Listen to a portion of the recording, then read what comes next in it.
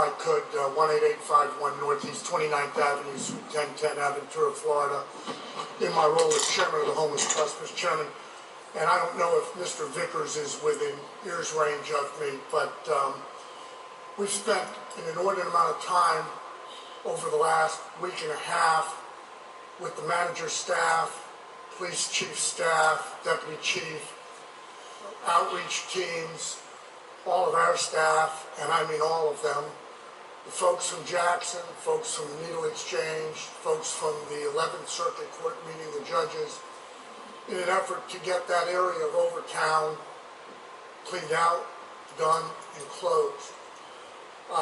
We've made an inordinate amount of progress in the last 4 days. I want to first thank you and the Commission for passing the emergency ordinance resolution that you passed 2 weeks ago to close the streets to vehicular traffic. It has helped make a difference. In the last probably 4 days, we've moved close to 30 of the individuals out. They've either gone to detox or they've gone to rehab. Our staff was back out there this morning getting everybody else that's out there entered into our system. I believe that the city has a plan that they began to implement this morning from a signage perspective, making it clear that once we are cleared out, which is the intended date is next Friday, that area would be cleaned up, cleared out. I will tell you, since I was last here, Mr. Chairman, I was called to address the issue at the school board. I don't need to tell you that there are 5 schools and the Overtown Youth Center in the immediate vicinity of the encampment. And for the benefit of those others on the dais, less maybe day-to-day familiar with what's going on in Overtown, the area between 1st, 2nd, and 3rd Avenues, 13th, 14th, and 15th Streets, has turned into nothing but an open opioid and sex den. We do not call it a homeless encampment, even though the Homeless Trust is coordinated with their partners, the City of Miami, in getting it closed and remedied. And I'll say this, just to add to what you just stated. I was there with my Sergeant at Arms maybe yesterday or the day before, and we watched people get out of their cars and go into that space. So it's an incredible sight to see, to let you know that it is not about homelessness. We are, Mr. Chairman, I said this to the school board, I'm going to say it more clearly here. In the 24 and a half years that I've been chair of the board, all of those encampments we had under I-95, 195, 395, Commissioner Gort, all of those that you witnessed us tear down, fence out, pull the dirt up, have it incinerated and closed. We had nothing then like what this is. That there are, and on Monday morning, I will use as an example, I was there Monday morning at 7 o'clock. The little children and their mothers that are walking through there and seeing the sex that's going on in the open, in the broad daylight, watching cars come in and do the drug exchanges, but watching the individuals who are at 7:30 in the morning in a complete drug stupor is nothing that a 7, 8, 9-year-old should ever see, let alone look out the windows. And again, for those less familiar, those 3-story and 4-story multi-unit dwellings look right down into that encampment. You cannot look down there daytime or nighttime and not see the open sex, not see the drugs. But we watched, I've got a picture from this morning's visit. There's a woman that we thought we had committed to go to Jackson. She is a health mess. She's likely to, and I don't know that they amputate lips, but she's likely, her lips are black of what appears to be gangrene. She would not go. A woman walking through yesterday told us they watched this woman as she was, out, food hanging out of her mouth and a rat on her face, eating the food from her mouth. We saw this morning a rat by the lady's body in Comatose State. We could not get her to go. Those that are unwilling to go, we do intend to use the legal process, the Marchman Act, to move them into detox. I want you to know that together with your staff, we have, I think, largely been successful to date, but there's more to be done. No community, Mr. Chairman, you are the one who originally called the overall area to our attention 7 months ago, 9 months ago. We had not focused on the encampment till, as you know, late spring, early summer. We did not understand what it was then. We do now. No community should ever have that. And I will tell you, in today's New York Times, there's a front page story about a place in Philadelphia that is much like this.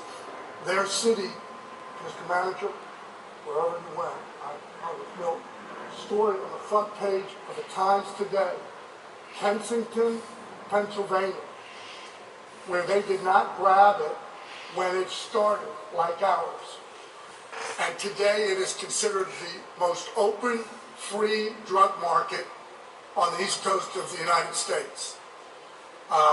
That is not going to happen in your city, and it's not going to happen in your community.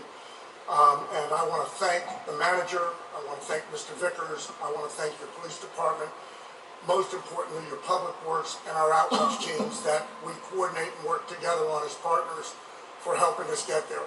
But I am remiss if I don't thank the folks at Jackson and the South Florida Behavioral Health Network, Judge Leifman, for having moved the monies around that were absolutely on an emergency basis needed to deal with it. And we're talking about hundreds of thousands of dollars of detox and rehab dollars that were shifted around to meet the problem in the community.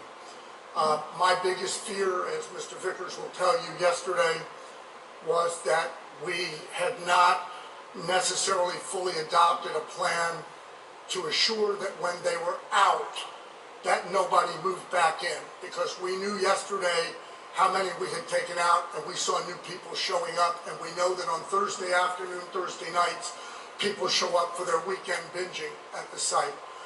He has assured me that their plan is tight and in place to assure that when they're out, and those that are still there Friday will be moved along in one way, shape, or another. All of the HIV positive individuals as of yesterday evening had been moved out and moved into detox or rehab. And I don't know if I've missed anything, no, but I think that's... Oh, just a minute. Ron, thanks for coming over. This is a problem, as you know, Mr. Chairman, that we need to take over. Joe Napoli, Deputy City Manager, that we need to take ownership of, and we have. In conjunction with Mr. Book and the other agencies, we do have a plan in place to clean this up. Next week, we do have a plan in place to ensure that people do not come back to the area, the entire area, and also working with Judge Leifman and others to make sure that these problems do not fester and then grow into what has become what it is now in the future. So we have to take ownership from the start. We have to take care of this problem, but take ownership from the start on any other incident like this that occurs in the future. And I must say, I'm happy to see the sort of ownership that the city of Miami, along with its partners, are starting to have in this. It's complicated in many ways, but what I believe Mr. Book is speaking of is not allowing these sorts of issues to cloud our judgment on what has been deemed homelessness. And so these are two very different situations that the normal passerby may mistake as homelessness, but it is not that. And so I just want to thank everyone for coming together and really taking a real good look at this and making that area a better place for people to live, because they deserve better. You know, I'm used to growing up in a community where children walk to and fro how they choose to be. But there, it's much different. And you've never seen more mothers and fathers walking with children than you've ever seen in a neighborhood like that, than there in that space. But it has to happen, because they have no way that they can literally go to take care of their daily affairs, but through what's happening underneath the 395. And so, you know, I appreciate the attention. And also I want to say that we had our state attorney, Kathy Fernandez-Rondon, she was there as well to take a first-hand look at this. I mean, it's astonishing. And so, thank you all for giving it the attention that it deserves. I gotta tell you, nobody should have to tell their children they can't look out of their window of their home or go out to play because 10 yards outside of their door is what's out there right now. It's just nobody should ever do that. Nobody. Commissioner Gordon. My understanding, we're working in the legislation to try to pass something to make the Baker Act a lot easier. Because a lot of these people that are sick, they don't understand they're sick, and like the case you were stating a little while ago, they're going to die. Mr. Chair, through you, I think the plan is to use the Marchman Act as opposed to the Baker Act. Marchman Act is more appropriate here as an instrument to be utilized because it deals with the addiction issues. Baker Act is dealing more with the mental health issues, threat to yourself or others in the community. We are looking at a series of amendments to the Baker Act and the Marchman Act going forward into this legislative session. When we have those cooked, I will bring them to you so that the commission can consider endorsing them. Whatever we can do, I think that you need the tools. If you don't have those tools, it makes it very difficult. I don't, if I could, Mr. Chair, through you, I don't think we do. California just passed an advanced conservatorship statute in the last 2 weeks that would allow a greater effort to go in and go directly at these individuals and put them into care for a year. That's real. If you don't, people are unwilling to embrace their addiction and want to get better. They don't. Sometimes government's got to go into the legal system and force that. And that's, California adopted this as a pilot in San Francisco, LA, and San Diego, where they have that massive drug epidemic situation going on in the opioid arena. Thank you. Thank you very much. Okay, so we're on recess for lunch, so we'll come back at 2 o'clock. Chairman, I was trying to get the executive